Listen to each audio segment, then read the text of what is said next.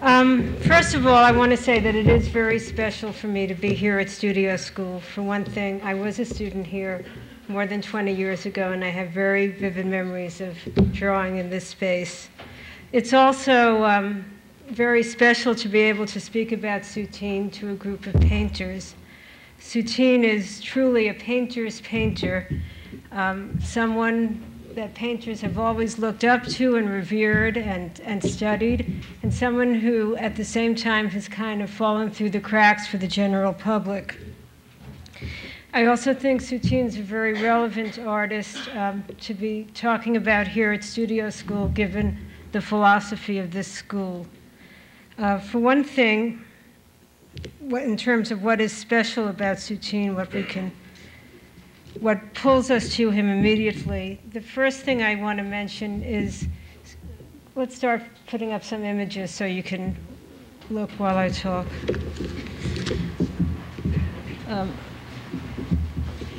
On the left is a self-portrait from 1918 in Princeton, Perlman collection, and on the right is a carcass of beef in the Albright-Knox collection in Buffalo.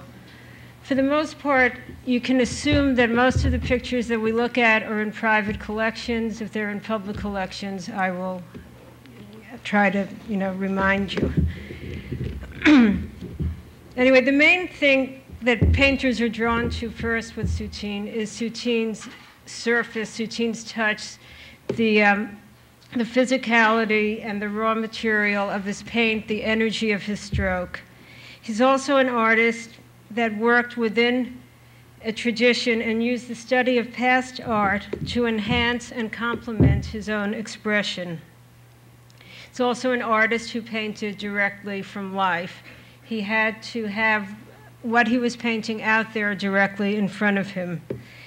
And as I said, he's been marginalized by art history and by criticism. He's not seen and not known by many people, even educated people, even artists, may know his name, but really can only bring to mind a few images of his and have not seen that many of his paintings.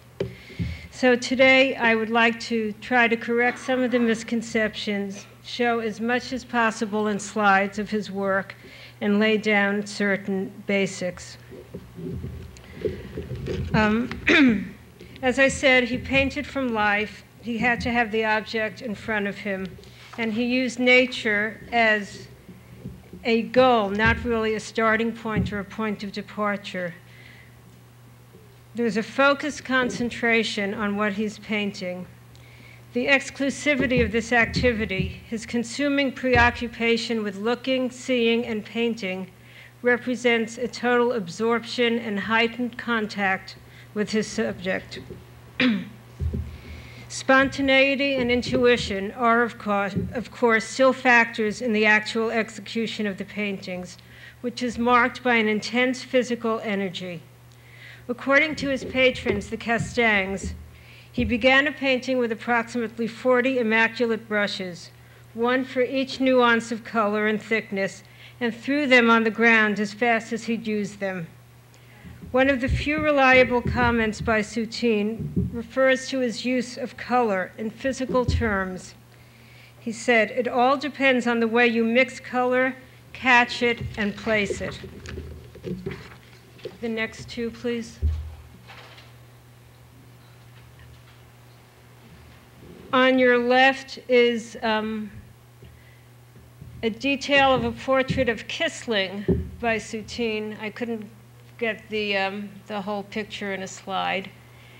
And on the right is a detail of the eye, the left eye. And this is a poor substitute for looking at the actual picture, but I want to emphasize the quality of Soutine's paint, the kind of physicality and juiciness of it, the energy. Paint matter becomes a throbbing, pulsing substance with Soutine. Jacques Lipchitz said of Soutine, "He was one of the rare examples in our day of a painter who could make his pigments breathe light. It is something which cannot be learned or acquired. It is a gift of God. There was a quality in his painting that one has not seen for generations. This power to translate life into paint, paint into life. The next two, please. Is that one completely on the screen, on the right? Okay. These are two early landscapes from the early 20s, from the period that we refer to as the Serre period. At the core of the misrepresentation is the tendency to see Soutine as an undisciplined, almost crazed artist outside history, whose growing reverence for and study of the past diminished his natural gifts. Yet, a careful study of the paintings reveals just the opposite. Soutine was a focused, deliberate artist whose passion was channeled into formal structure. Throughout his career, his concentration on plastic form and subject matter is constant and consistent. Now, when the painted image is expressive of tension, turmoil, suffering, as Soutine's often are, the natural tendency is to associate these qualities with the artist's life.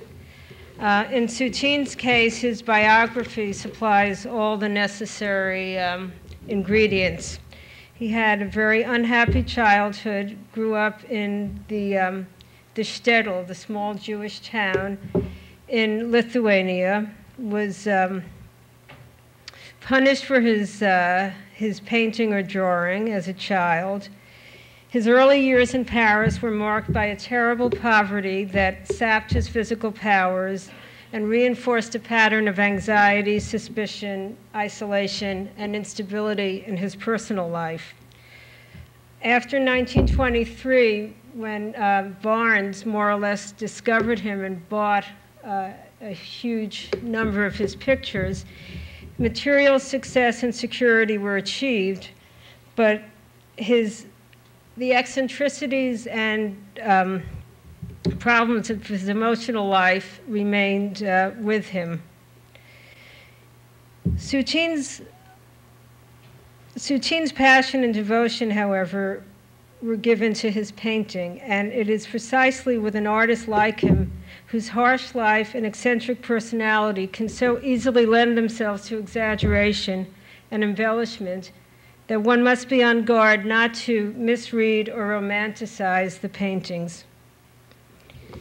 There is no question at all regarding Soutine's emotional investment in his work and the desperate all-or-nothing premium he placed on expressive realization. He destroyed works he wasn't happy with, and he would literally seek out and destroy pictures years or decades later in order to destroy them.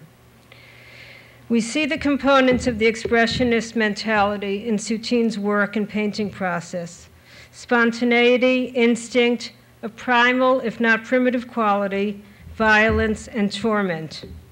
Unfortunately, Soutine's expressionism has often been characterized as hallucinated, frenzied, and out of control, precluding deliberate thinking and even conscious structuring. What emerges from even the most perceptive criticism is a tendency to view Soutine's expressive impulse and urgency as incompatible with his impulse toward formal organization. The next two, please. On the left is Soutine's one of his rayfish paintings, and on the right, detail of Chardin's rayfish in the Louvre. Further complicating and reinforcing the division established between emotional intensity and formal order is Soutine's study of past art. His quest for order and structure coincides with his study of the old masters, and many find this direction at odds with his natural bent towards expression. But he used the old masters, Rembrandt, Chardin, Corot, Courbet, to further refine his own personal statement. He never worked directly from a past master's painting. Rather, he recreated the image in real life and painted directly from it. It is not a copy, Compositions are often totally different, nor is it an interpretation. When he paints a beef after Rembrandt or a rayfish after Chardin, they become Soutines. He is not emulating a past painting, but a past image, made urgent and real by Rembrandt's or Chardin's ability to translate it into a living reality. The past helped Soutine discover and develop those inner images that pressed for realization. Next two, please. On your right, a detail of Rembrandt's Bay there in the National Gallery, which Soutine knew, and one of his paintings of a bather done with the Rembrandt in mind. And I just want to point out, in terms of kind of the eccentricities and exaggerated stories about his life, one of the favorite stories is about the model for this painting. Soutine had a very hard time finding models, and he had his patrons, the Castangs, scour the countryside in France to find this woman, and then enlisted them to plead with her husband to allow her to pose, to convince the man that he had good intentions. And then apparently when he began painting, there was a rainstorm, and he totally ignored it and went on painting. And this woman says that she just froze there in horror and was terrified of him and stood through the rainstorm. The direct involvement with the old masters and their incorporation into his work begins to be felt in the post-Serre paintings, specifically in the still lives and portraits of the mid-20s, and becomes pronounced in subsequent works. As a result, a division has often been established between the Serre and the post-Serre work. Can you put on the next two, please? On your left is a Serre landscape, and on your right is a late landscape of 1942 in the Phillips collection. This is the kind of division that people see when they look at Soutine, and what tends to come out in the criticism is that the Serre paintings are seen as the most expressionistic in their tumultuous frenzy, and the least restrained by structural considerations. They are seen as the most intensely personal and authentic manifestations of Soutine's natural powers. The later works are generally regarded as more resolved and successful formally, but at the price of having weakened in expressive power. Constant throughout these evaluations is the equation of the Serre period's energetic gesture with the pure and essential Soutine. The structuring and harnessing and channeling of these same energies is equated with inauthenticity and a betrayal or compromise of his true self. As damaging as the exaggerated approaches to his expressionism and the adverse effects of the old masters is the tendency also to view Soutine's work in dramatically different periods. There are, of course, significant changes, but as we examine even the internal developments of the Serre period, it becomes increasingly difficult to see these changes as about-faces or reversals of an artistic sensibility. Rather, what emerges from a careful and perceptive viewing of the works is the sense of a consistent and deliberate process at work. In both his development of formal structure, the handling of composition and space, his evolution is towards a specific personal imagery. The movement is towards clarity and concentrated expression. The next two, please. Two early still lives from 1916. The very motif of the herrings carries associations with poverty and hunger. The herring was a staple food of the poor East European Jew. It was also frequently painted by the Dutch masters as representing the meal of the poor. The placement of the forms, the emptiness of the spaces, and the drawing itself accent the sense of barrenness and desertion. The drawing is tentative. We feel the scratchiness of the line, the way one form bites into and eats away at another. This quality of line, as both searching and form-defining, is reminiscent of Cézanne. Cézanne also used line to inch by inch redefine form, using the bends and breaks and redirections of contour to adjust the forms to each other and space.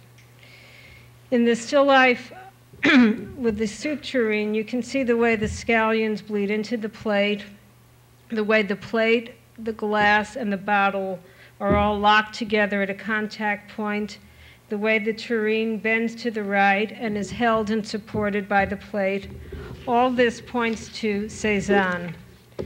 There is a Cézannian influence in the flattening of forms through the drawing and the tilting distortions. However, this is still primarily a linear flatness, a flatness that results more from the arrangement of shapes and lines rather than from the hammering of volumes into the picture plane that one finds in Cézanne. The next one on the left, please. A portrait from the same period. I just want to point out the similarity in the portrait and the still lives, the same kind of searching, tentative drawing, the same pulling together into one shape, the slope of the figure here, the way he rises up and seems to kind of form into one kind of mass, similar to how Soutine is grouping the objects in the still life. The next one on the right, still life from 1919. Again, the same thing where Soutine is pulling everything into one form. We see the paint coming to the surface as a liquid pigment surface, the flat elliptical shape rising up to the surface. The next one on the right, please. Serre landscape in the Columbus Museum of Art. Here also I want to point out, as in the portrait, the way you see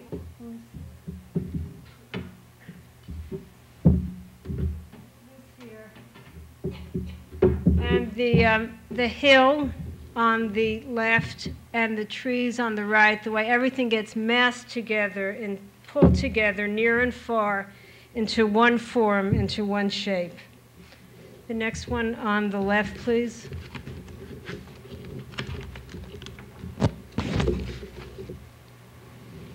Also a landscape from this period.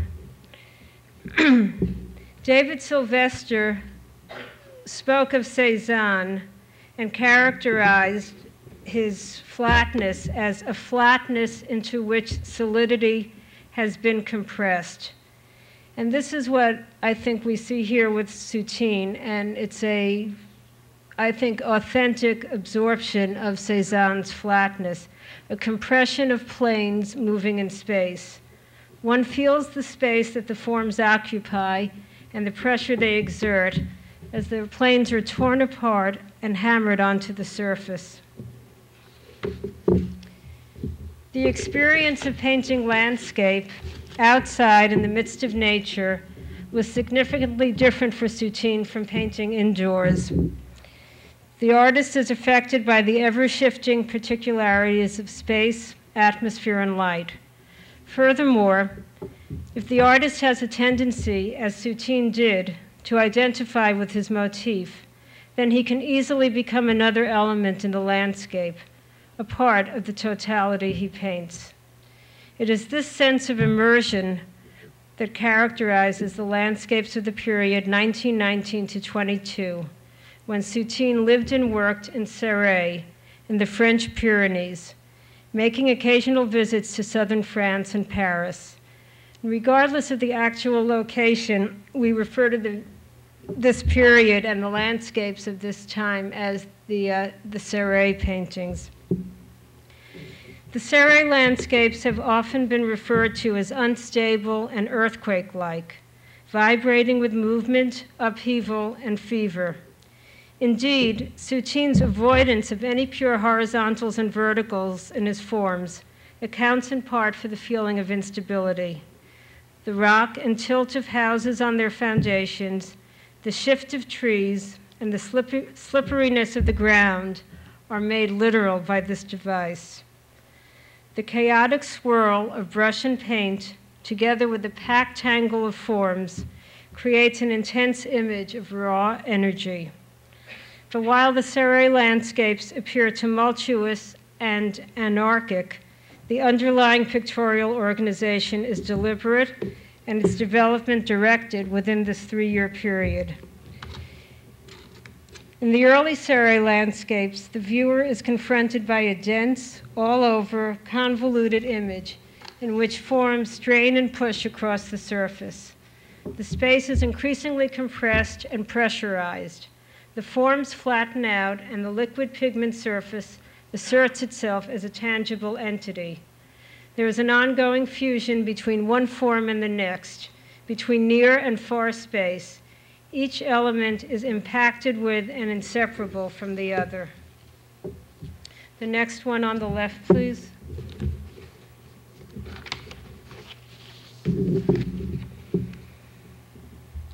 Here we see in this landscape the tilt of individual forms that pervades the whole configuration. The diagonal surge towards the right accompanies the all-over agitation and density of forms. We see the beginning of the formation of the pigment skin. The thick paint flows over the surface, creating a wet, juicy crust that we identify at once as both paint and matter, dragging along the tree, house, vegetation, and sky with it. Distinctions between trunk, sky, foliage, and earth are erased. The resultant tangle of paint and stroke and form becomes increasingly illegible as the all-over agitation and packed density of matter become identified with the surface membrane itself. But even here, the diagonal movement is checked and contained. As the linear rhythms approach the edges, they turn back in on themselves and cushion the thrust. The rocks of the lower left turn in from the corner. The trees bend and start to run parallel to the top frame rather than breaking through it. The sky is squeezed out, present only as a corner padding, a resting area that checks the linear frenzy. The sky offers little breathing air. The atmosphere is clogged and heavy. The surface has become a crust of dense, thick paint. One is aware of the presence of paint and only afterwards of legible forms. The pull up to the surface is made tangible by this pigment skin. All the forms that make up the image are pulled together, and what we know to exist at different intervals in space get locked together on the same surface level. Note how the trees, the houses behind them, the hill behind the house on the right, and the sky and the branches all interlock. Moreover, the trees themselves set up a surface screen. Parts of the surface membrane consolidate and start to be read as one large flat shape. This compression of near and far space, with its roots in Cézanne, has now been taken further than in some of the earlier Serres. The sense of close-up is superseded by a sense of entrapment. We feel as if we were inside the landscape. The movements from the edges of the canvas pulling us back into the field reinforce this immersion. The bar-like screen of the trees accents the imprisonment. In the painting on the right, we are similarly immersed in a densely packed space. Again, we have a sense of diagonal movement from the lower left to the upper right, and as the movements reach the edges, they seem to reverse and plunge back into the fury and apparent chaos of the landscape. Forms are barely legible. Only secondarily do we read a stroke as a house or a tree. We read the slashes of brushstroke and paint as actual substances, that communicate abstract sensations of action and energy independently from what they depict. And yet all these movements are contained within the painting's armature. The image is held tight by the edges of the picture. It is as though the forms by the edges act as actual clamps within the final clamp of the frame. And again, you note in both how near and far are tied together, how he'll have a foreground tree coinciding with a hill in the background pulled up to each other. So what we end up is one shape pulled up to the surface, pulling different spatial layers up with it. And this is learned from Cézanne. The next two, please. Just want you to look at some more of these paintings from this period, the kind of tangle and pulling up to the surface, the way things get locked together into one space. The one on the left is in the Perlman collection at Princeton. The next one on the left, please. This is the same view as the one on the right. Again, the surged, diagonal surge to the right, the way everything kind of gets tied together, just becomes one large oval-like elliptical shape. The next two, please. This is in the Philadelphia Museum. On your right is the detail of the trees and the hill behind it. And just notice here and here the way everything gets pulled and locked together. The next two, please.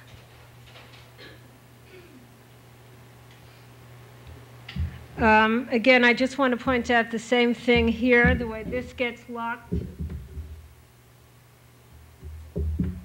almost into one shape with near and far pulled together. And on your right is a painting of the hill at Surrey that's in the Norton Gallery in Florida. Again, this is the mature Surrey style where everything, you feel this immersion and tangle of everything consolidated together. The next one on the left, please. This is the hill at Surrey in the Los Angeles County Museum of Art. Both these pictures are the same hill, both from 1921. Here we see the elastic pigment skin spread over the surface and materializing into what can be read as a single shape, an expansive putty-like mass. What we see in the jumbled surfaces of these pictures is not just a mix-up of forms, identities, and paint, but also an attempt to bring together and cohere all the disparate elements of the image. The creation of this large flat shape over the surface is significant in view of the later developments in Soutine's art. The composition of the later still lifes, portraits, and landscapes, in which the single object is centralized, focused, and silhouetted against the surface, can be seen as naturally evolving out of the Surrey landscape. Well, we've started to see the tendencies to centralize the image, the upright positioning, the elliptical form, all reach a climax in the hill at Surrey. The presence of this large shape spreading over the surface is made emphatic by the fact that now the configuration is identified with a single object, a hill, whose actual contours coincide with it. No longer is the surface skin composed of a complex of many objects locked together. Soutine has narrowed down the elements of the landscape and focused on a scene, the hill, whose dimensions are easily adaptable to the single shape image he has evolved. The hill looms up, a great vertical shape, pulled up to and onto the surface. The sky is practically squeezed out, heightening the head-on confrontation. The hill spills down from the top, cascading towards us. The swirls on the bottom catch the spilling movement and direct our eye back into the canvas, where we are caught up and tossed around in the ecstatic rhythms and coils of the paint. Within the hill, form has been dissolved into a mass of paint vibrations. The strokes are not related to representational forms, but are like particles of energy charging over the surface. Each stroke exists as a tangible patch of paint, a piece of color. Line has given way to these thick slices of color. Soutine's range of color within a small area is astounding. He can pack together oranges, greens, yellows, purples, reds, crimsons, and blues within a few inches of each other. In the hill at Serres, Soutine is able to channel the all-over energies and forms of the earlier paintings into a more specified and defined area. He does not sacrifice any of the agitation and richness of the earlier images, but now these same abstract energies can be located within a fixed context.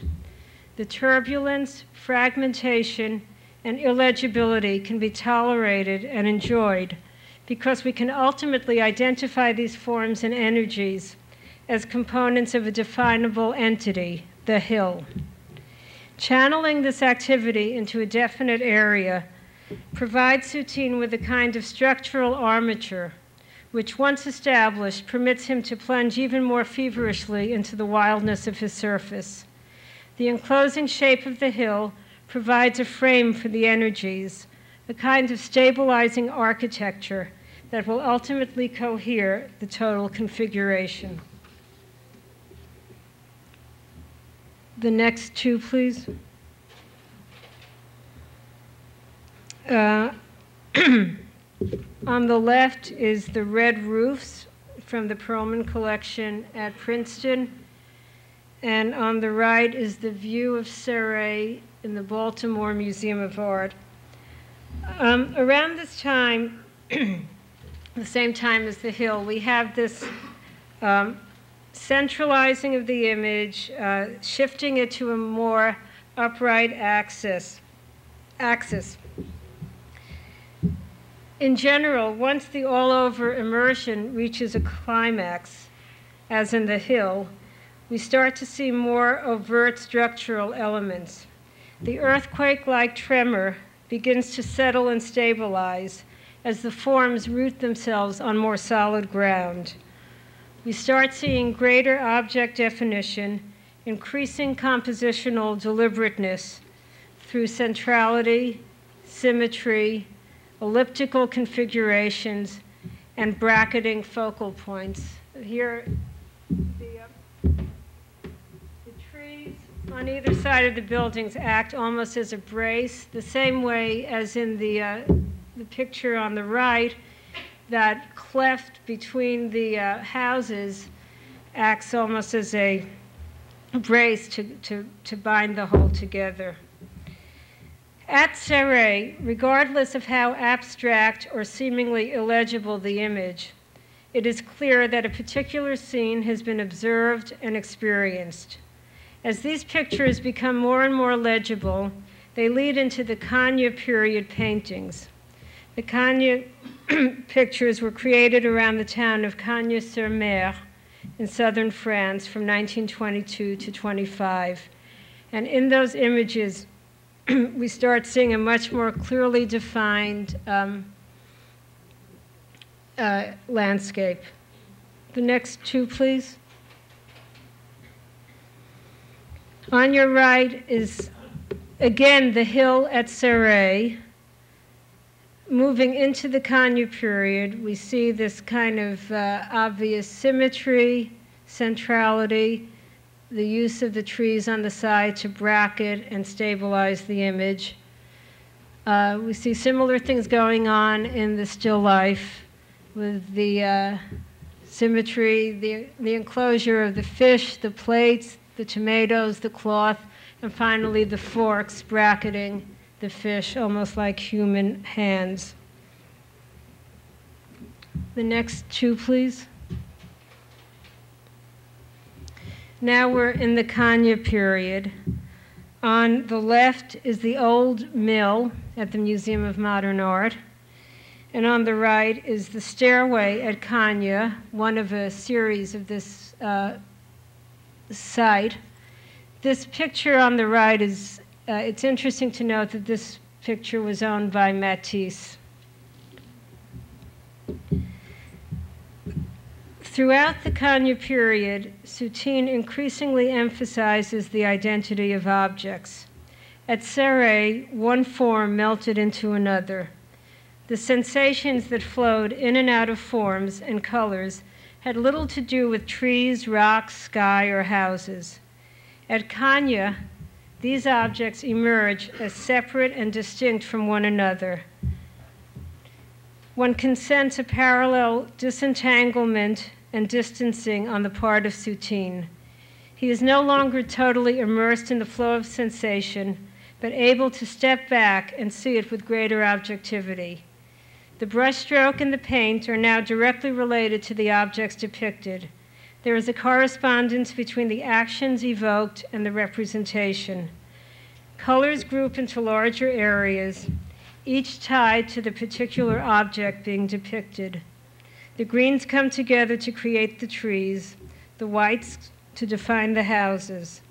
The emphasis on the object as an autonomous entity, itself eliciting and directing sensation, links these landscapes to still life. The fact that the forms are set deeper in space at Kanye provides a visual analogy to the psychological distancing. While Soutine does not wholly give up his emphasis on surface, rhythm, and design, as in the old mill, you can see that the houses and the roads are often flattened and pulled to the surface as two-dimensional shapes. He starts to create a deeper space, as you can see in the red stairway. The next one on the left, please. This is another painting of the red stairway. As I said, now he starts painting in series. The opening up of the space is reiterated by the frequent inclusion of a form that visually and literally invites us to enter, either a road or steps. This accessibility is diametrically opposed to the claustrophobic sensation generated by the Serre paintings of finding ourselves already inside the landscape. The next two, please. Two views of Kanye. Greater atmospheric breadth and luminosity, a brighter palette of increasingly pastel-like colors, and a reduced sense of scale. We now start to see little figures on the roads. All contribute to this sense of expansion. They also introduce a note of playfulness in contrast to the seriousness of Serre. Of course, the shift in geographic location from the dense, angular, mountainous entanglement of the Pyrenees to the sun-drenched openness of southern France is partially responsible for these stylistic changes. But equally responsible is the urge towards heightened pictorial clarity and differentiation that had asserted itself earlier in the Serre paintings. The more carefully Soutine looked, the more he restricted his focus. The early Serre panoramas gave way to a few trees, a house, a town square, and a hill. One can also point to series even at Serre. The impulse to paint repeated views of a limited number of motifs becomes even more pronounced at Kanye. There is the Red Staircase series, the view of the village, and other restated themes such as houses and cypresses and the road into town. For example, of this view, there are about 6 or 7. If you were to look at the catalogue raisonné, you can see that almost each image has a whole family of of very, very similar views.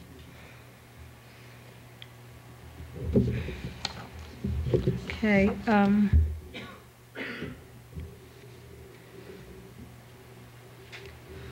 The general movement in Soutine's work is from landscape to still life to portraiture. Landscapes dominate the early years, 1918 to 1923, and still lives the middle period of the mid to late 20s. Figure paintings constitute the bulk of the work of the late 20s and 1930s. It is only at the end of this cycle, in the very late years of Soutine's life, that landscape again asserts itself as a priority. This shift of genre priorities reflects the striving for clarity and focus. Soutine turned from landscape, a genre that accommodated his immersion in his subject, to still life and portraiture, genres of increasingly specific subject matter that afforded him a more objective vantage point. The next two, please. Kanye landscape in the Chicago Art Institute. And I'm sorry these are as dark as they are. A still life with Turkey in the Museum of Troyes in France. It is immediately after the Serre landscapes that the still life emerges as a dominant theme in Soutine's work, continues to gain precedence through the middle to late 20s. Indeed, the more object-oriented focus of the late Serre and Kanye landscapes paved the way for the still lives. In the still life paintings of 1922 to 25, Soutine demonstrated that he had absorbed the lessons of the Kanye landscapes. In certain still lives, the images read like one of these landscapes. The bird becomes a valley of vegetation, the picture a house, the fruit and cloth a mountain, the ladle a road.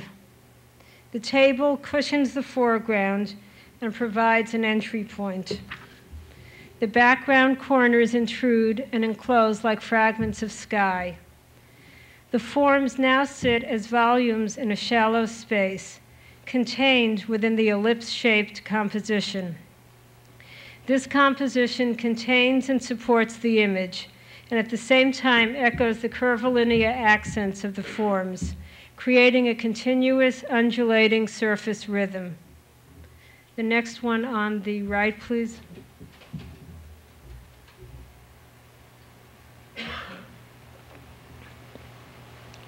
The elliptical organization is even more pronounced in the still life with fish, eggs, and lemons. The brilliant palette, the consistent speed and size of the stroke over the surface, the numerous objects all contribute to the movement that carries us around the surface. Soutine relies not only on the dominance of the ellipse to stabilize the movement, but he also resorts to more schematic ordering devices. He groups the objects into patterned configurations. For example, you have the 4 fish, and then you have 2 eggs and 2 lemons. On the other side, in the middle, 1 bread, 1 flask. It's almost like he's setting up these numerical equations that geometrically bind the whole and balance the whole. The next 2, please. We saw this one before, and on the right is a still life from the same period. Soon, the schematic compositional groupings give way to even more simplified symmetrical formats. We had seen this anticipated in the still life with herrings of 1916 with the, with the forks and the spoons on the side. Now we have the emergence of a focal image, identifiable, centralized, and located clearly in space, a shared characteristic of the still lives, portraits, and landscapes. Furthermore, the anthropomorphic suggestions in the landscape, like if you notice the cartoon-like houses, appear here in the still lives with the grasping claws or hand-like forks. Soutine makes us aware of the power of associations now originating in the actual objects. The paint and stroke are as evocative of energy as ever, but the object depicted itself takes on greater and greater presence as the generating force of the picture. Throughout 1923 to 1925, Soutine had been shuttling back and forth between Paris and Kanye. It is therefore very difficult to pinpoint exactly which of the portraits and still lifes were done in Paris or in Kanye. This is particularly true in the case of the still lifes, which so often derive from his visits to the Louvre. Partially responsible for the more spatially realized images and the more stabilized groupings were the old master paintings to which Soutine was paying greater and greater attention. Soutine's quest for order and structure coincides with his study of these masters. Next two, please. Again, the still life with Turkey and Titian's entombment that was in the Louvre. Soutine haunted the Louvre and found in past masters, rather than in contemporaries, a model for his own efforts. He used the old masters to further refine his own personal statement.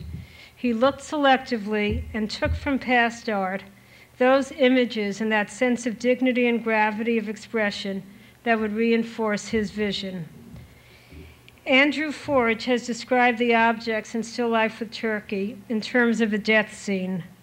The bird is the corpse, the tomatoes act as a guard of honor, the jug and the spoon as mourners.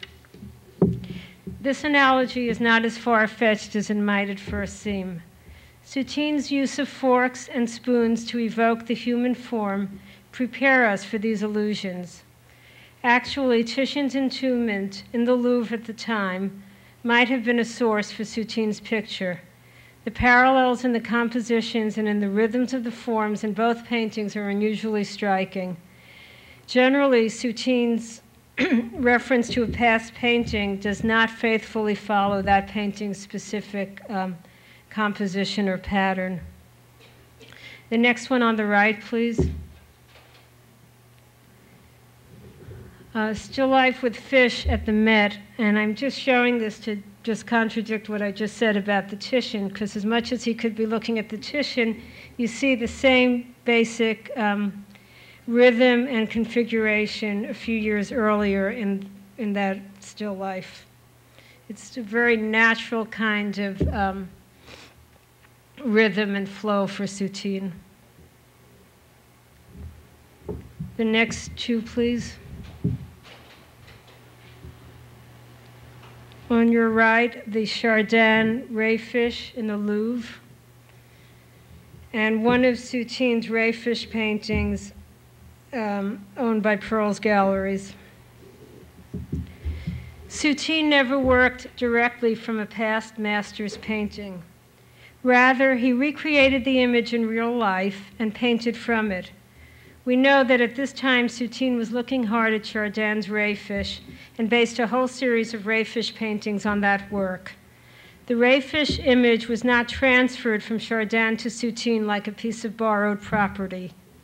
In the Chardin, Soutine found a potent and believable image that in other circumstances might very easily have originated in his consciousness. By setting up the still life in nature, painting directly from a fresh rayfish, and only recreating in the setup those objects from the Chardin which suit his needs, Soutine makes his paintings very much his own and subject to his imagination and control.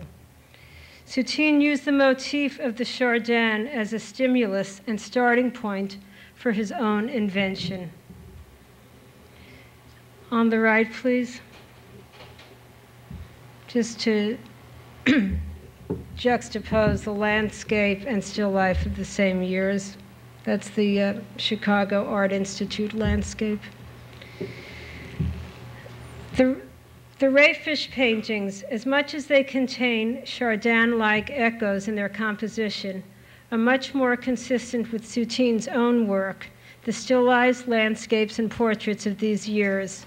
in the elliptical organization, the structural placement of forms clearly set within a shallow space, the focus on a central image, and the anthropomorphic suggestions, as in the near-human face of the fish. The calligraphic brushwork, the rich, juicy touch of the paint, and the palette of pearl-like colors contrasted against deep reds and greens are characteristic components of Soutine's work now. In looking at the different rayfish paintings, I had shown one earlier, and there are about 3 or 4 others. We notice significant changes in color, brushstroke, and composition. However, these variables are all really secondary and supplementary to the major structural framework, which is the centralized elliptical configuration crowned by the triangular rayfish in the upper portion of the canvas. This is the dominant constant against which all the variables and nuances display themselves. In its jelly-like ability to spread itself and flatten out over space, the rayfish is a perfect form for Soutine. He can freely manipulate the contours and bulges of the flat shape like putty, and so set up a surface rhythm that is figuratively logical as well. This series of rayfish paintings, in their reliance on a specific motif that remains constant despite all the other formal shifts, reveals Soutine's growing attachment towards specific subject matter. In the still life paintings of the early 20s, Soutine has moved from a preoccupation with food images to a fixation on particular types of food: fish, fowl, and beef. The more he has been refining and restricting his range of subject, the more he has also been refining and restricting his structural range. The compositions move from more asymmetrical random arrangements to more schematic groupings to these centralized symmetrical formats in which the possibilities of placement and form are more rigidly controlled and fixed. The next 2, please.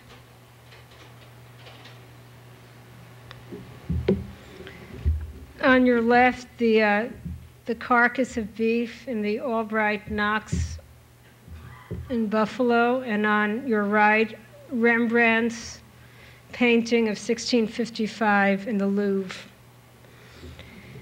It is in the great series of beef carcasses in the mid-1920s that the supremacy of the isolated motif, both pictorially and expressively, is realized. The beefs were done after Rembrandt's beef carcass. Soutine eliminates Rembrandt's interior setting or any suggestion of environment and focuses on the meat itself. The image is isolated, centralized, and given the spotlight. Soutine pushes the beef right up to the surface, and this seemingly larger-than-life form confronts us. I should mention that most of Soutine's pictures are relatively small, easel-sized pictures. The beefs are among the larger works. This beef is 55 by 42 inches.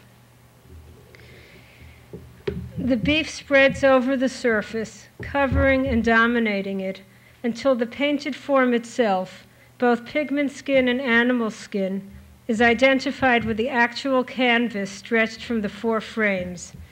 This stretching of one large flat shape parallel to the surface and at times pressed up to it had been a feature in Soutine's work earlier, particularly in the Serre landscapes.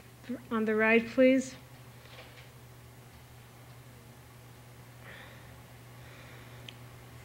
And in other configurations. On the right, please. The whole configuration of the houses and architectural forms and the beef. Next on the right. This is a beef and calf's head in the Orangerie collection. It's based on a Goya in the Louvre that I was unable to get a slide of. The effect of the flattening, stretching, and close-up view with no additional props or setting to divert our attention is to force us into a face-to-face confrontation with the meat, in which it becomes subject to our penetrating gaze.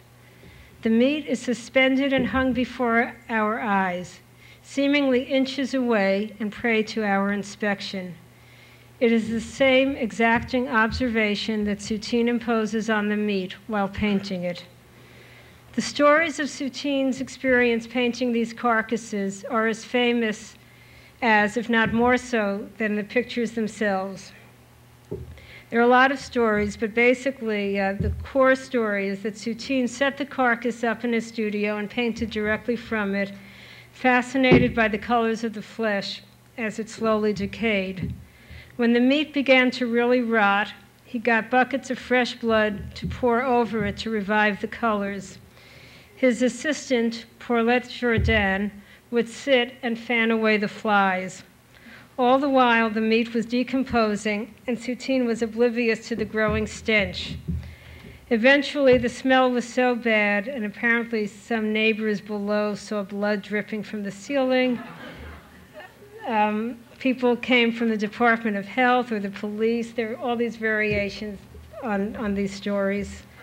And apparently Soutine convinced them that his art was more important than hygiene, and they let him continue. Of course, what emerges from all this fact or fiction is Soutine's obsessive, if not fanatical, attention to observation of reality's details. So extreme was his concentration that he was able to filter out from consideration anything that might distract him. As each globule of fat, each piece of flesh, each dry or wet area is inspected, Soutine captures its reality through his brush and paint. Against the flattened field of the carcass, each stroke and color stands out with an almost abstract intensity. The paint becomes its own fabric, an abstract crust of sensations that function much like the coils of paint and stroke in the Serre landscapes. As in the hill at Serre, the form of the motif, the hill shape or the carcass shape, act as armatures, internal frames within the actual canvas's frame that contain a field of energy. The pigment skin is formed by slabs of vivid reds, yellows, and purple that read as color, texture, paint, and flesh all at once. The red paint is as much a pictorial substance as it is the actual blood of the animal itself. We feel the reds, violets, and deep purple soaking into the meat and over it, enhancing form and vibrating the colors, in much the same way that the buckets of blood freshened the meat in reality. What we're left with is a reality that is at once so physical and also so much more than physical. In these still lives and in others of dead fowl, there is an obvious link between food and slaughter, and a tension between our awareness of the image as both life-sustaining food and as a vivid emblem of death. Given the facts of Soutine's life, this dichotomy makes sense. Not only was he terribly poor for great periods of his life, but he had a terrible ulcer condition that prohibited him from eating certain foods, and what he ultimately died from prematurely. Food always represented something both intensely pleasurable to him as well as something capable of causing pain. Furthermore, the whole association between food and death is the very foundation of Judaism's kosher laws. The attitude in the shtetl, I haven't really gone into Soutine's biography, but he grew up in the East European shtetl, which is basically a town ruled by Orthodox Jewish customs. The attitude in the shtetl towards food always implied this connection with slaughter. The animal must be killed with a perfectly smooth blade and quickly, in a way that causes minimal pain. To inflict unnecessary suffering is a sin. So important is this act that it is performed only by the ritual slaughterer, the Shohet, a man of learning and status whose position in the community is subordinate only to the rabbi and cantor. Then, once the animal is at home, it must be rinsed and drained of its blood. Soutine's whole process of inspecting the bloody beef carcass for days, lingering over details, pouring fresh blood on it, is in direct opposition to these kosher laws. The beef paintings represent quite clearly the correspondence in Soutine's work between highly charged content and a restricted formal structure. The image is painted many times, at least 10 times, like that. Each picture is strikingly similar to the next, with little variety in composition or basic color chord. Whatever shifts or nuances occur between images result from changes of color and brushstroke within the beef form, or from various sizes of the canvas. But these inflections are minor. Soutine relies repeatedly on the same basic formal armature, and it in itself is limited and reduced to only a few variables. Perhaps the fixation on the beef is so intense as to preclude any other competing attentions, or else Soutine found the simplified figure-ground relationship the most satisfying and the one most able to emphasize the grandeur of his image. From 1925 to 27, Soutine was preoccupied with painting dead animals, particularly fowl and rabbits. These paintings are natural extensions of the rayfish and beef pictures in their focus on the isolated, centralized animal and the image of death and dying. They may have been indirectly sparked by Soutine's museum visits. Next two, please. During which he saw so many images, particularly 16th and 17th century Dutch paintings of dead fowl and game, although this is a Chardin on the left.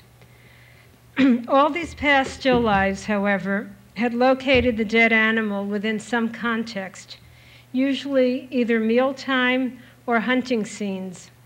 Soutine's animals are devoid of any explanatory settings. The next two, please. On your right, the hanging fowl is in the Perlman collection at Princeton. The bare fact is the bird or the rabbit and its death. Occasional props, like a cloth or tabletop, are there only for pictorial reasons to contain and frame and spotlight and isolate the animal from the background. The meaning that this motif must have held for Soutine cannot be underestimated. We've already noted the connection with his Orthodox upbringing and the slaughtering of animals.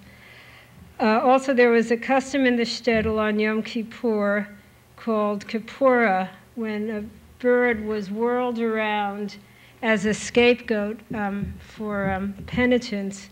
And Soutine has referred to this memory and this image of the whirling fowl. Again, the birds are painted. There are at least 30 or 40 images.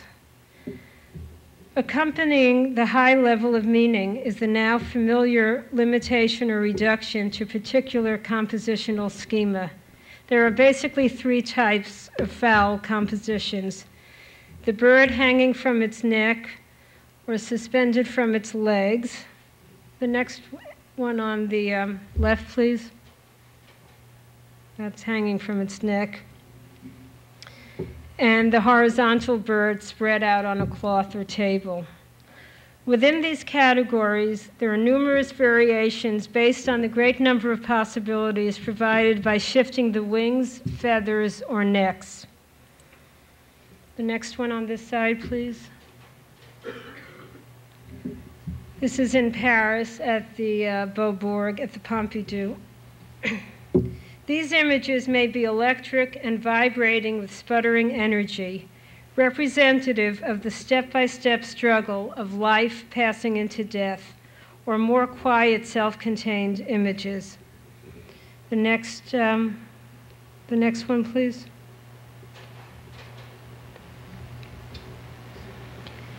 That's just to give you a sense of the past and Soutine. The next one on the left, please. Who painted that painting? Weenix, W-E-E-N-I-X. These are two birds on a table. In all, the convincing feel of the feathers, or the fur of the rabbits, we'll see a rabbit soon, is combined with the luxuriance and virtuosity of the paint handling. It's no coincidence that Soutine chooses fur and feathers to lavish his attentions on. The next two, please. Soutine's rabbit. Again, there are many images of this. And on the right, Courbet's fox.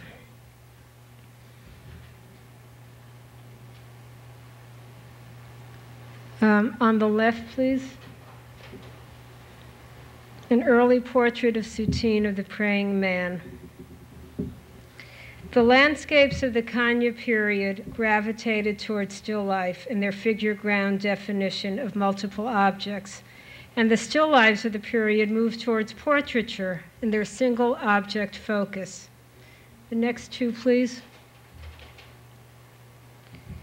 The one on the right is in the St. Louis Art Museum. It is in the portraits of these years that one finds the resolution of so many of Soutine's formal impulses. The impulse to set an object in its place, to align it to the surface, as well as to its three-dimensional space, finds its most natural expression in these single-figure compositions. He relies on a narrow range of compositions.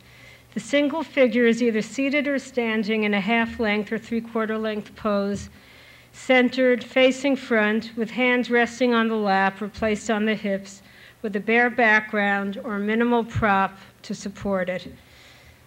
Soutine does not have to begin with a number of objects and restrict his scope until he's finally dealing with one alone, as he did in his landscapes and still lives. He can now begin with one figure and its placement. The elastic forms of the body and the folds of clothing are particularly suited to the kind of flexible pulling and twisting that he requires in adjusting the figure to its ground. Next two, please. Slightly earlier portraits, just to give you a sense of what came before. You see the diagonal axes, the way he dislocates the shoulders and offsets the symmetry of the face and the body. Also, what we saw happening at Serre, the way the forms get pulled together into one large shape, the figure kind of melts into the chair. He sets up one large surface shape. The next two, please. Back to these. These portraits from 1922 to 25 share certain features with the landscapes and the still lives. There is a comfortable compatibility between the surface rhythm set up by the flowing line and the shallow space the figure inhabits. We have oval compositional patterns and curvilinear rhythms. Even the actual brushstrokes in these paintings partake of the rounded rhythms, as the more jagged marks of the earlier pictures are replaced by curves and swirls. The isolation and spotlighting of the hands in the lap in many portraits and the way the forms radiate outward from them parallel certain enclosure schemes being developed in the still lives of these years. The figure is often presented close up and extends over a large portion of the canvas, reaching towards the edge. In both the woman in red and the woman in pink, the figure and chair loom up on the surface as a single consolidated shape. The configuration of this rising vertical shape with undulating putty-like contours bears affinity with certain landscapes, like the hill, as well as certain rayfish and beef images. In The Woman in Red, Soutine pulls the hat across the surface to make contact with the upper and left edges of the canvas. At these points, its floppy forms then turn inward, directing us back into the figure. This contact with the edge is reminiscent of certain serre landscapes in which the trees move up to the edges and then curl back in retreat to enter the field. The hat is very much like the mountains in certain of the Kanye landscapes or the long loaves of bread in the still lifes. It pulls across the upper portion of the canvas and functions in a visually and structurally analogous way, holding the composition beneath it in place. Another parallel can be found in the rayfish pictures in which the fish crowns the composition and anchors the image. Despite the dominating surface rhythms, the figures do exist in space, not wholly pasted to the picture plane, but occupying a shallow space. It is within this shallow spatial interval and the emphatic oval configuration on the surface that all movements and twists must be compressed. The axial distortions of the shoulders, the way areas of paint in negative areas seem to bite into and in front of positive forms, generally between the body and areas here, create a back and forth push and pull in space. The asymmetrical movements and distortions also communicate personality.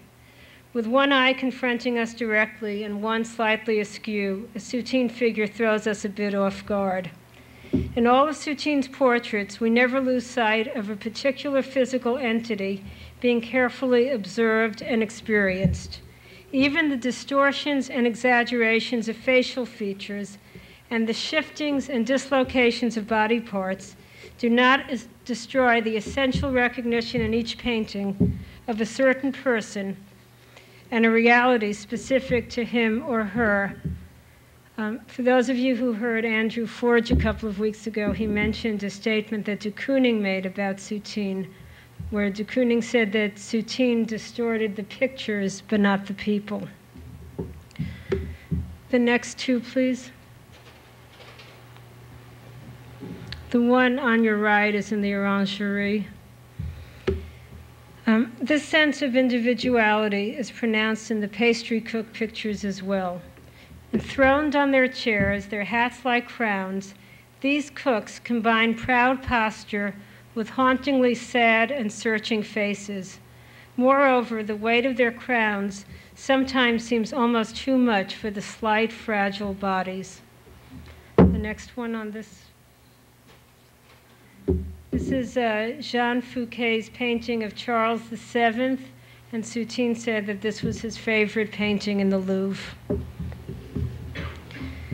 The pastry cook paintings demonstrate Soutine's virtuoso ability to extract amazing color from his whites.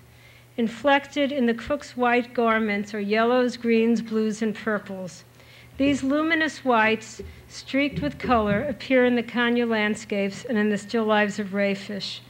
Furthermore, the tendency for color to settle into large self-contained areas is apparent in the landscapes where we see the houses masked into milky whites and the greens of the trees. In the portraits of these years, a single color seems to emerge and dominate a whole image. We refer to the figure in red, the figure in pink, the figure in blue. The next two, please. The groom at the Pompidou in Paris from 1925, and the hotel manager on your right. Soutine's involvement with uniformed figures, which we saw with the cooks, continues in the paintings of 1925-29, in which we encounter choir boys, cooks, and hotel employees. The impulse to group colors into broad, self-contained areas makes the uniform an attractive motif for Soutine. The uniform provides a ready-made surface of large, flat shapes of color. Each color is isolated into its own field, within which variations or nuancing occur. Red seems to be the dominant color, with blue, white, and black following. These same reds and blues dominated the beef images of these years. The stroking, texturing, and streaking with other colors in lights and darks gives Soutine's reds, whites, and blues a certain organic quality suggestive of body tissue, veins, and arteries. The uniform merely continues over the surface from where hands and neck leave off, and so acts as an extension or analogy to the flesh. Furthermore, both flesh and the uniform are transformed into surface membranes of pigment. Even the searching quality of Soutine's contours accents this. The way the figures spread over the surface to meet the frame opens them up for inspection in much the same way that the beefs and the birds were made vulnerable and victims of our visual penetration. This elasticity of the forms not only asserts the surface, but is a way of dealing with the edges of the field and the framing of the central image. The next one on the left, please. At the same time that he stretches the figure to the edges as far as it will go, Soutine reaches a more natural accommodation between the figure and the frame. The figure stands or sits easily just within the confines of the frame, with neither frame nor figure pushing against the other. Evidence of this resolution is the growing portrayal of standing figures, either full length or nearly full length. They inhabit their space not only as surface shapes, but also as full-formed breathing entities, able to move and turn about in these shallow stages. The next one on the left, please. Most of these figures stand or sit in similar poses with fairly self-contained gestures, arms folded, hands on lap, on knees, or hands on hips. Only occasionally, as in the page boy at Maxime's. The next on the left, please. Oh. There should be, can you go back one? Before the choir boy? There's nothing. Right, go after the choir boy. No, go forward. I don't know where it is. All right, anyway, it's a page boy where he's actually reaching out his hand to the spectator. Now, could you go back to the choir boy? Okay. The shift to the uniformed figures was significant in Soutine's development. A uniform, by its very nature, classes people by their occupation. On one level, people become types, defined by their social or economic positions. But Soutine still captures real individuals. The fact that they are cloaked in these more anonymous and collective clothes only underscores their individuality by contrast. We can distinguish one hotel worker from another, the nervous valet from the shrewd one who wants his tip. We recognize the awkwardly shy choir boys and cooks. The next one on the right, please. Oh, that's the page boy. The next one on the right. That's a detail of Courbet's burial at Ornans, which he loved, and you can see the choir boy images related to this. In the later 1920s and 30s, Soutine's figures become increasingly passive. The next two, please. The faces and gestures are quieter and more withdrawn. The one on the right used to be in the Met, but it was deaccessioned some years ago. The figures display a kind of lethargy and resignation, at times touched with sadness. The next two, please. By the mid-1930s, the uniformed figures of the nightclubs and hotels are replaced by uniformed domestic servants, maids, cleaning girls, house cooks. The costumed effect gives way to more everyday clothing. At the same time that Soutine turns to paint the bourgeois country house in these years, which we'll see in a few minutes, he paints its population. Also in these years, Soutine painted the corresponding ordinary country animals of these barnyards: donkeys, calves, horses, sheep, pigs, and geese. The next two, please. I couldn't find any of the donkeys, sheep, calves, or geese, but I found the fish. And on your right is Courbet's trout. His orientation towards portraiture is underlined as the dead animals become live animals and so become more and more like the living people who pose for the portraits. The animal is chosen and poses for the artist, occupying a central position on the canvas. Even Soutine's insistence on human attributes heightens the portraiture aspects. Earlier, he had been attracted to the human-like face of the rayfish.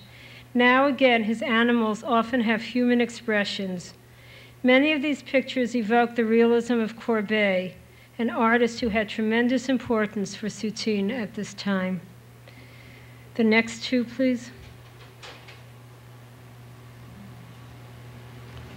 One here. This is Madame Castaing, his patron. It's at the Met. And on your right, a portrait of Maria Lani, an actress at the Museum of Modern Art. In these figures of the late 20s and 30s, the more elastic contours of slightly earlier figures yield to still more self-contained units. The proportions are more naturalistic. The figure retreats from the edges. It is more centrally located and set further back in space. There is also the tendency of the figure to blur into the background, as in the Maria Lani, where the heads and hands emerge in contrast from this dark mass. This focus on face and gesture may have been derived from Soutine's study of the portraits of Rembrandt and other Dutch masters. The next two, please. On your right, painting by Metsu. Again, these are not specific. This is not a specific painting that Soutine would have seen. It's just a certain type that he would have been familiar with. And on your left, a servant girl of the mid-30s. Certain images of the mid-30s, the figure situated centrally and in the middle ground of the space, flanked by some enclosing form like a curtain, a doorway, a window, a fence, are most probably indebted to 17th century Dutch paintings at the Louvre.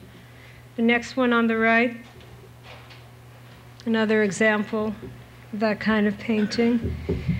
And again on the right, another Soutine of this period. In addition to Rembrandt and his contemporaries, we have also noted Courbet as the other dominant influence in these later years.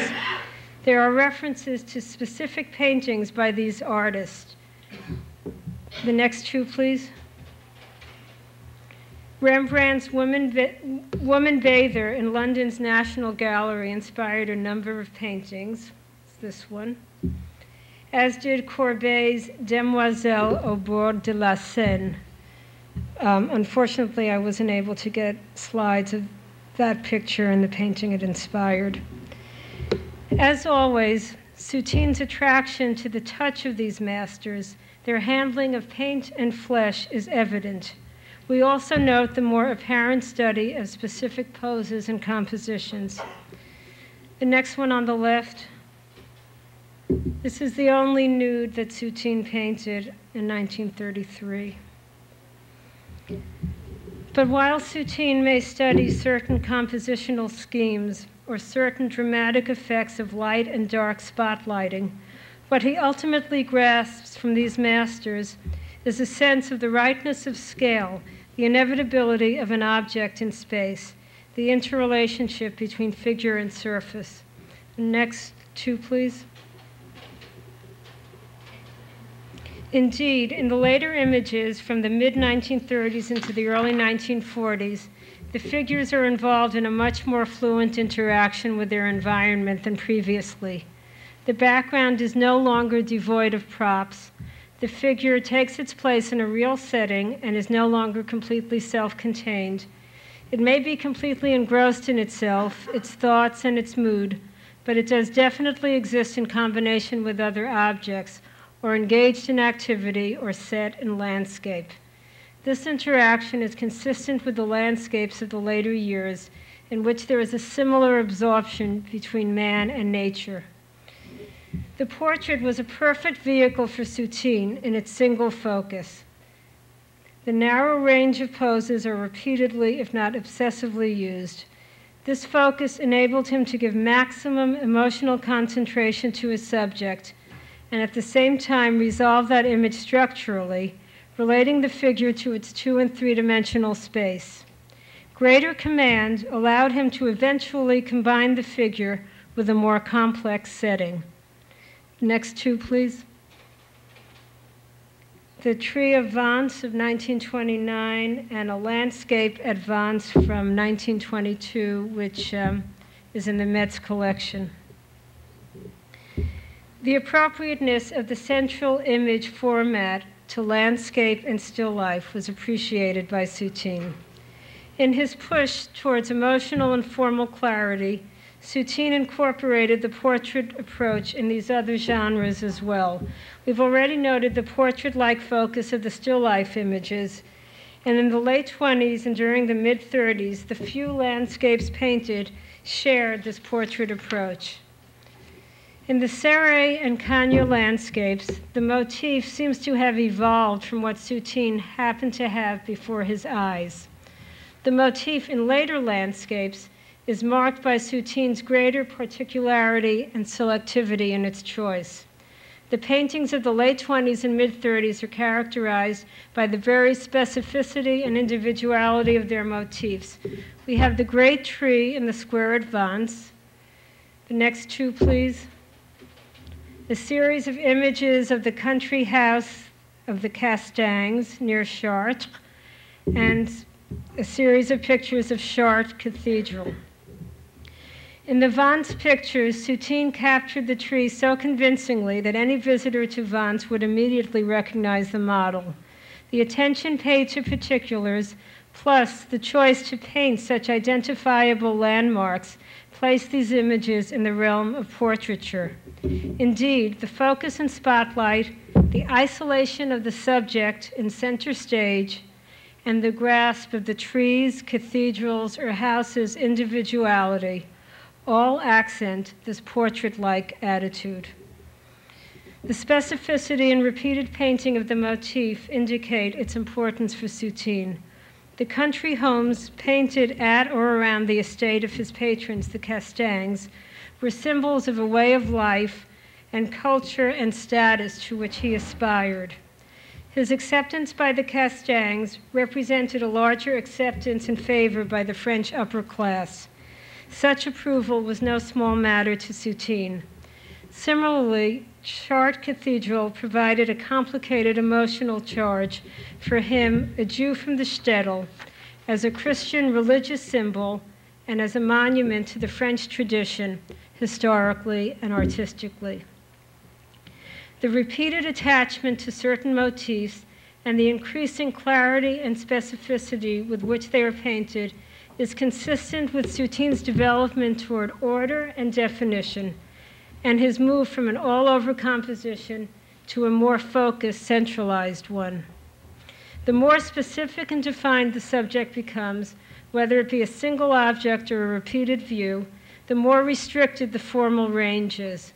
Compositions become more and more regularized and predictable, and deal with fewer complexes each time. Next one here, please. In all the Vence pictures, of which there are 6 or 7, the compositions only vary slightly. It's only a slightly different shift to the branches, a change in the horizon line of the street, or the inclusion of a figure on a bench below the tree that differentiates one painting from the next. In all the versions, the tree is centered, set a small distance back, its branches radiating and catching the light between them. The tree breathes and plastically occupies its space, both as a volume in three-dimensional space and as a shape on a two-dimensional surface. The next one on this side. The country house pictures are also marked by a narrow range of formal composition, rephrased with only minor variation from one picture to the next. Generally, the house sits in the middle ground, occupying space as both the central area of the surface and as a volume set within a deepening space. The coherence and balance between image and field, between subject and pictorial structure, has been achieved partially through Soutine's emulation of traditional masters, particularly Corot. There is a Corot painting of the Chateau of Rosny at the Louvre that inspired these images. And of course, there's Corot's painting of Chartres Cathedral at the Louvre. And we see the same central location spatially in the figure paintings of the mid-30s. Okay. Soutine's reliance on a single object image can also be seen as an outgrowth of the Serre and Kanye developments. It was the struggle to adjust the parts to the whole, to relate the object or objects to the totality of the surface, both two-dimensionally and three-dimensionally, that had characterized these landscapes. Soutine resolved the struggle by limiting the number of objects he worked with until he was left with a single object and its relationship to its space. Once this resolution was reached, he could afford to reintroduce many forms again, try out varied compositional structures, secure in his ability to handle the spatial and figure-ground relationships of the parts as well as the whole. The complexity of compositions and multiplicity of forms, which had not been operating since Serre, re-emerge in the landscapes of the late 30s and 40s, painted at Civry and Auxerre, and then at Champigny and Richelieu, where Soutine was living and hiding during the German occupation. The next two slides, please. The Windy Day at the Phillips Collection, and a landscape by Hobima. In some ways, Soutine travels full circle in these landscapes, reinvesting the energies that had animated the Serre pictures into an image that is now anchored with a more structured and traditional armature. The energy is no longer equated with chaos and anarchy and compression, but is directed and contained by readable forms in a definable space. There is the same rhythm that animates forms, the same dynamism permeating the whole, but the growing stress on clarity and recognizability developing throughout his landscapes now affects a reorganization and rechanneling of these sensations. Before, the paint and brushstroke abstractly generated metaphors of wind, atmosphere, and storm. Now, Soutine is painting the wind actually hitting and passing through the trees. We saw similar developments in the Kanye pictures, a clearer, more legible image, and energy transferred from abstract matter to the actual objects depicted. However, now Soutine goes a step further. There is no longer the confusion and ambivalence between volume and surface felt in the Kanye pictures, but a coherent space. And while the Kanye paintings were almost cartoon-like in their object animation, with dancing trees and houses, these later paintings are activated by energies as intense and monumental as those of the Serre landscapes. The tumult and swirl of the Serre period are present. However, the trees are now rooted in space, and the earlier feelings of instability and dizziness are absent. The next two, please. What, the bulb blue? All right, then on this side. Is that out now? Oh, all right. Well, this, what I was going to show you on the right is another Dutch landscape. similar to this. One can move through and breathe in these landscapes. The introduction of children, often in pairs, immersed in the landscape with overhanging clouds and windswept trees threatening in the distance, takes on narrative significance. These children start to symbolize a kind of innocence and cohesion in the face of impending, overpowering forces, analogous to Soutine's own feelings of vulnerability as a Jew in occupied France. The figures in these landscapes establish the scale and transform the landscape into a metaphorical image of man's relationship to nature. In the Kanye landscapes, the other period in which figures appear, the effect is different. The figures add to the whimsy of the scene and literally demonstrate the accessibility of the landscape. Now, in these late years, we are presented with a vision of man in nature. It is in this regard that Soutine has come so close to incorporating not only the structural devices of the old masters,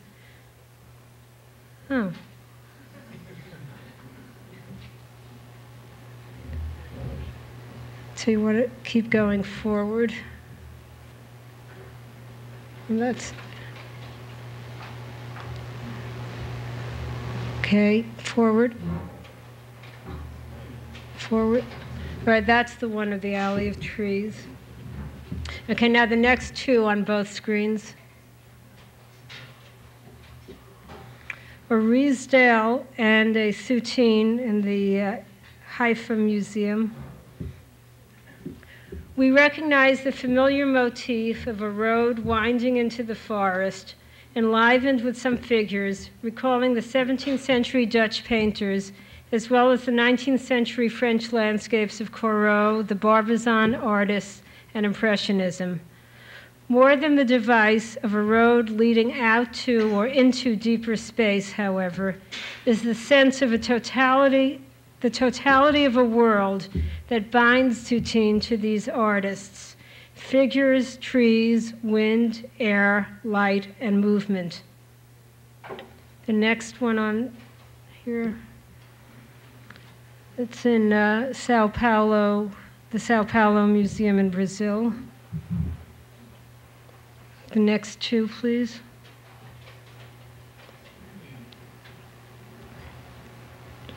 In these late landscapes, Soutine combines the clarity of his formal structure with the clarity of his expressive vision. He achieves the majesty and inevitability he so respects in the masters. He also reaffirms his commitment to nature as the source of his work. The next one on, this is one of the last paintings Soutine did. There are a couple of images of mother and child, grandmother and child, and one thinks of the Pietà images. And that is it.